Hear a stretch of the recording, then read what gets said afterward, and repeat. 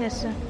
चलिए देखिए, यहाँ हम लोग धातुओं और अधातुओं के रासायनिक गुणों, हमने लोगों ने भौतिक गुणों के बारे में अध्ययन कर लिया था। आज हम लोग रासायनिक गुणों के बारे में अध्ययन करेंगे, धातु और अधातुओं के रासायनिक गुणों के बारे में। तो पहली चीज है ऑक्सीजन से अभिक्रिया, यानी धातु और अधातु जब भी ऑक्सीजन से अभिक्रिया करते हैं। बेसिकली यहाँ धातुओं के बारे में यही बात हुई है कक्षा 8 में। जब भी ऑक्सीजन से क्रिया करेंगे तो ये क्या बनाते हैं, ऑक्साइड बनाते हैं। क्या बनाते हैं बेटा, ऑक्साइड बना देते हैं। जैसे सोडियम धातु है, सोडियम ने जब ऑक्सीजन से क्रिया की तो क्या बना, सोडियम ऑक्साइड बना, Na2O बना। ठीक, मैग्नीशियम से क्रिया की तो क्या बना, मैग्नीशियम ऑक्साइड बना, MgO।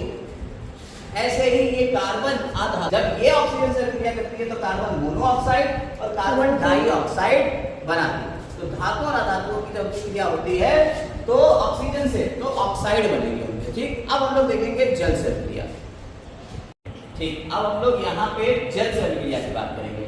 तो जब जल से अभिक्रिया होगी तो धातुएं जब भी जल से अभिक्रिया करती हैं तो क्या करती हैं, वो ऑक्साइड और हाइड्रोक्साइड बनाती हैं। जल से अभिक्रिया करके धातुएं क्या बनाती हैं, ऑक्साइड और हाइड्रोक्साइड। जैसे Mg ने जब वाटर से क्रिया करी यानी जल से क्रिया करी तो क्या बना, MgO, यानी इसे कहते हैं मैग्नीशियम ऑक्साइड। इसका फॉर्मूला क्या है, MgO, ये बना ऑक्साइड। ठीक है, लेकिन जब सोडियम करता है जल से क्रिया तो क्या होता है, सोडियम हाइड्रोक्साइड, सोडियम हाइड्रोक्साइड। ठीक है, और दोनों में एक रास्ता, ये दोनों ही जब वाटर से रिएक्शन करती है, जल से अभिक्रिया करती है तो क्या निकलती है, हाइड्रोजन गैस निकलती है। आपने कभी भी सोडियम को जब पानी के ऊपर कभी डालती है, थोड़ा सा सोडियम लीजिए और पानी के ऊपर डाल दीजिए तो वो पानी के ऊपर तैरता हुआ दिखाई देगा आपको। ठीक है, तो क्यों तैर रहा है, क्योंकि उसमें हाइड्रोजन गैस निकल रही है, उसके साथ चिपक जाती है तो उसे ऊपर तैराती रहती है। सोडियम बहुत ज्यादा रिएक्टिव होता है, बहुत ज्यादा अभिक्रियाशील होता है, इसलिए सोडियम को और पोटेशियम को हम लोग मिट्टी के तेल के अंदर रखते हैं। कहाँ रखते हैं, मिट्टी के तेल के अंदर। चल बताएंगे कि अगली अभिक्रिया किससे हो रही है। देखिए, जब अम्ल से यहाँ क्रिया होगी तो अम्ल से क्रिया करने में धातुएं जो है वो क्या निकालती हैं, हाइड्रोजन गैस निकालती हैं, ये याद रखिएगा। अब हाइड्रोजन गैस निकल रही है तो कैसे पता चलेगा कि यह हाइड्रोजन गैस है। आप कोई भी जलती हुई चीज इसके पास लाओगे तो पॉप साउंड प्रोड्यूस करेगा। कैसा साउंड होगा, पॉप साउंड। हिंदी में कहें तो पक पक की ध्वनि होगी, पक, इस तरीके की ध्वनि आपको सुनाई देगी, पॉप साउंड। अगर कोई जलती हुई चीज लाओगे तो अगर हाइड्रोजन गैस होगी तो जलेगी बहुत तेजी से, किस ध्वनि के साथ में, पॉप साउंड, पट पट पट पट ऐसे करते हुए आवाज आएगी। ठीक है, तो जब भी हम लोग धातुओं की क्रिया किससे कराएंगे, अम्ल से कराएंगे तो क्या बनेगा, हाइड्रोजन गैस निकलेगी और उसका जो भी अम्ल होगा उसके क्लोराइड ऑक्साइड जो भी बनेंगे वो बनेंगे।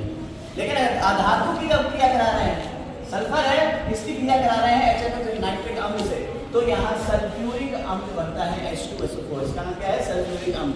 और सल्फर डाइऑक्साइड, नाइट्रोजन डाइऑक्साइड और वाटर गैस, वाटर अलग निकल जाता है। तो ये हो गई किससे क्रिया, ये रासायनिक गुण हो गए। अब हम लोग इसके आगे की बात करेंगे, जो आप लोग हमें बताएंगे संक्षारण क्या होता है, कैसे संक्षारण से बचना है, मिश्र धातु क्या होती है, ये सब चीजें आप बताएंगे। संक्षारण किसे कहते हैं बेटा, धातु की सतह पर उसका यौगिक बनकर धातु की एक एक परत के रूप में धातु का नष्ट होना संक्षारण कहलाता है। गुड। हाँ, तो धातुओं के संक्षारण से कैसे बचा जाए, संक्षारण से बचने के क्या उपाय हैं, पेंट का लेप चढ़ाकर, ग्रीस का तेल लगाकर, ग्रीस या तेल लगाकर, धातु चढ़ाना, विद्युत लेपन, मिश्र धातु बनाकर। Very good. हाँ, मिश्र धातु किसे कहते हैं, धातु में अन्य धातुओं या अधातुओं की उचित मात्रा मिलाकर उसमें वांछित गुणधर्म प्राप्त किए जा सकते हैं। ऐसे मिश्रण को मिश्र धातु कहते हैं, अर्थात मिश्र धातु दो या अधिक धातुओं का समांगी मिश्रण है। समांगी मिश्रण, वेरी गुड। हाँ, मिश्र धातुओं के उदाहरण बताइए कौन कौन से हैं। पीतल, पीतल किससे किससे मिलकर बना है, तांबा और जस्ता से। कांसा, तांबा एवं टिन से। सोल्डर किससे मिलकर बना है, और स्टेनलेस स्टील किससे मिलकर बना है, लोहा, क्रोमियम एवं निकेल। Very good.